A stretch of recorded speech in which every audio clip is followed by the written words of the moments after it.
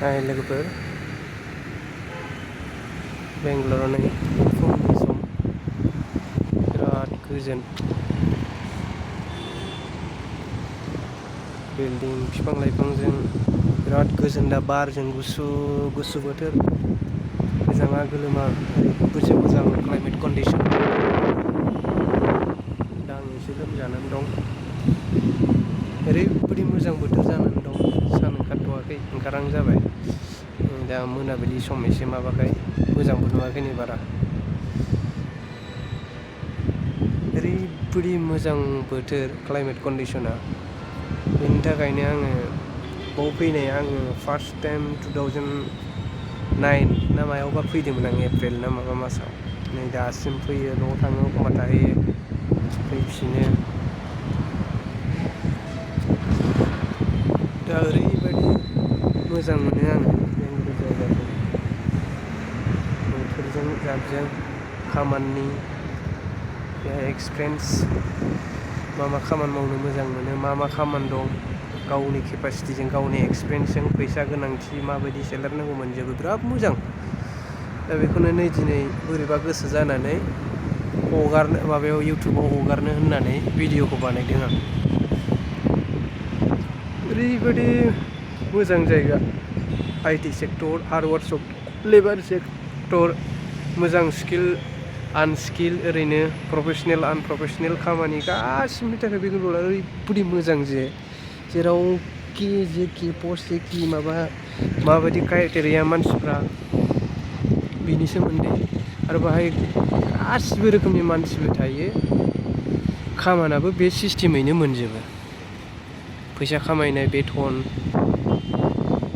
बिराद मोजां सुबिदा आरो दा इण्डियायाव बुंनो थाङोबा अल राउन्ड बेंगलर बायदि सिटि मोननो थाङा बेनि सोमोन्दैनो बुंनो लुगैनानै गोसो जाथारनानै फुङावनो बुंबाय आं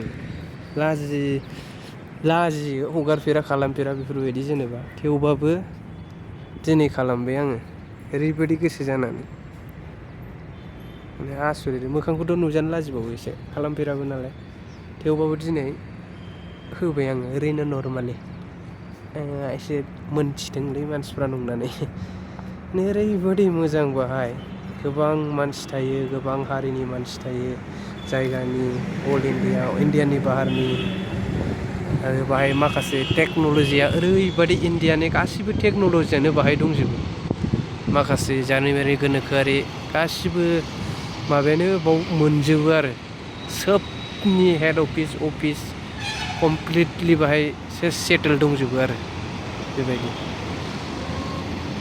आंथ' कमप्लिटलि बे कर्नाटका आं दा बेंगलराव थायो खिन्थु कर्नाटका जेसेबां खना खनला सिटि फिसा फिसौ दं थांजोब्बाय आङो बेनि माखासे मानसिफोरखौबो लोगो मोनबाय बिदिनो गाज्रि मोजां गासिखौबो लोगो मोनजोब्बाय ओरैबायदि मोजां खिन्थु बेहाय माखासे सोब जायगायावनो थायो बे गाज्रि मोजां मानसिफ्रालाय सुबुंफ्रा जेनेबा गाज्रि मानसिबो थायो नाथाय बे गाज्रि मानसिफ्रा मा जायो बै निसा जाग्रा बायदिसिना एसे एनै थायो दासिमाव आं मोनाखै खोनाबाय थेवबाबो बेबायदि माबाया आंनियाव जाथ'वाखै गावबागाव सेफटिया जेरावबो थाखानांगौ जेरावखि थाङा मानो जेरावखि थाहैया मानो निसा जाग्रा मानसिफ्राथ' मोजां जाखाया बेखौ बयबो मिथिगौ खिन्थु दिनै एसे बुंलाबायनो होननानै गोसो जानानै बुंथारबाय आरो आं दा आं बेखौनो इउटुबाव हगारनाय जागोन ओमफ्राय आंनि इउटुबा ओरैबायदि साबसक्राइबार माखासेबो दं ओमफ्राय आं दा एसे इउटुबनि थ्रुयै थांगोन एसे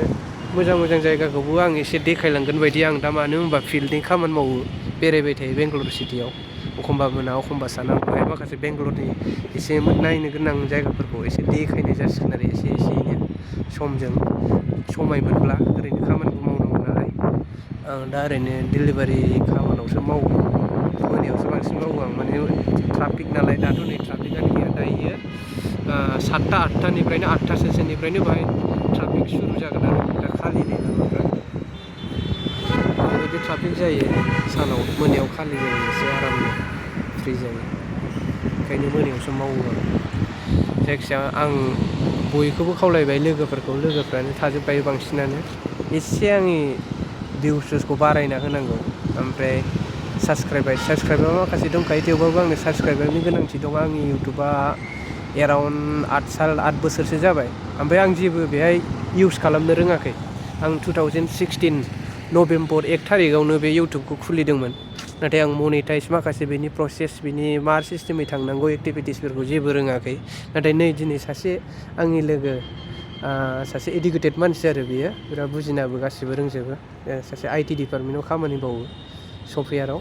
बेयो आंखौ बुंदों आरो नों मानोथो बिदि ओरै जायो होननानै बेजोंबो थांनो हायो नोंनि साबसक्राइबार माथो मोजां। दा आंनाव 22 पइन्ट सामथिं साबसक्राइबार दं आरो। नाथाय आंसो जेबो बिनि एक्टिभिटिस बे मा सिस्टेम खालामनांगौ मानांगौ बेखौ मनिटाइज सिस्टेम बेफोरखौ आं जेबो रोङाखै आरो रोङाबो खालामफेरा नालाय। नाथाय आं दिनैनिफ्राय एसे फल' खालामगोन आरो बेखौ एसे प्रसेस खालामलांगोन जाहाथे बेजोंबो एसे बेनिफिट जायो आरो मोजां जालाङो। ओमफ्राय बेहाय माखासे आङो भिउस होगोन जेनेबा नायथाव माखासे माबाफोरखौ। ओमफ्राय माखासे खामानि बेहाय गोबां माबा दं नालाय मानसिफ्राथ' खामानिया मावो बयबो मावनायनि अनगायैबो गावबा गाव एक्सपिरियेन्सखौ सोरबा एक्टिभिटिस मा खालामो मा खालामा मा मावनांगौ मासेबां मा होनो माजों मा मोननो हायो खामायनो हायो माखौ मावोबा माखौ साबसिन जायो बेखौ आं एसे एक्सपिरियेन्स देखायलांगोन आरो लासै लासैनो। खिन्थु दिनैसो फार्स्ट सुरुवात। दा ओमफ्राय आं बेखौनो बुंबाय अननानै बयबो बे भिडिअ'जों एसे भिउस आंनो माबा नांग्रोगौ नालाय भिउस नांग्रोगौ सर्ट टार्माव। ओमफ्राय साबसक्राइबारबो नांगौ आरो गोदान साबसक्राइबार निउ साबसक्राइबार ओरैनो फुराना दंखायो आंनाव 22K प्लास। दा ओमफ्राय आं नांदेरगौ आरो बे सर्ट टार्माव मास मोनसे बा बे सप्तासे 10-15 दिन बिदियाव एसे नांदेरगौ। दा ओंखायनो आं रिकुवेस्ट खालामबाय आं लोगोफोरनियाव बेखौ शेयार खालामहरगोन भिडिअ'खौ जाहाथे अननानै आंनि लोगोफ्रा आंनि माखासे फंबाय बिदिनो आदै मादै जिखुनु हक बेखौ माबा खालामना होयो भिउसखौ खालामना होनानै आरो लोगोसे शेयार लाइक बिदि खालामना होयो। बेखौथ' बयबो रिकुवेस्ट खालामखायो खिन्थु आंनाव बिदि एक्सपिरियेन्स गैया जेनेबा गोदै रावजों बायदिसिना बुंनानै बेखौ रिकुवेस्ट खालामनाय मोखांखौबो देखायनो लाजियो आङो। आरो दा आं एसे देहाया बारा सुग गैया साइस्थ'फ्रा एसे दस्रा जानानै दं।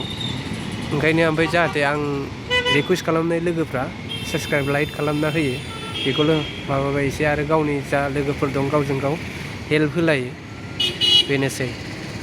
लासै लासै नुलांबाय थागोन। आरो आं माखासे इडिटिं बायदिसिनाखौ बारा रोङा। आं जेरै सिस्टेम भिडिअ रेकर्ड खालामगोन बेनो थांगोन आरो। गोजोननाय थाबाय जिखुनु आरो साबसक्राइब आरो लाइक खालामनो थाखाय आं खावलायबाय आंनि लोगोफोरखौ आरो शेयार खालामनाय लोगोजों लोगो शेयार खालामलायनानै साबसक्राइब लाइक बिदिनो खालामनाय अट'मेटिकलि साइकेल सिस्टेमै माने नोंनिखौ आंनिखौ नों बिदि खालामलांनाय आं खावलायबाय आरो जाहाथे मनिटाइज खालामनो आं एसे हायो। मनिटाइज खालामनानै गावनो सेटेल जानो आं एसे माबा सापर्ट नांगौ जादों आरो फाइनान्सियेलि एसे। दा बेनि थाखायनो आं खावलायहरनाय थाबाय आंनि लोगोफोरखौ। गोजोन्थों।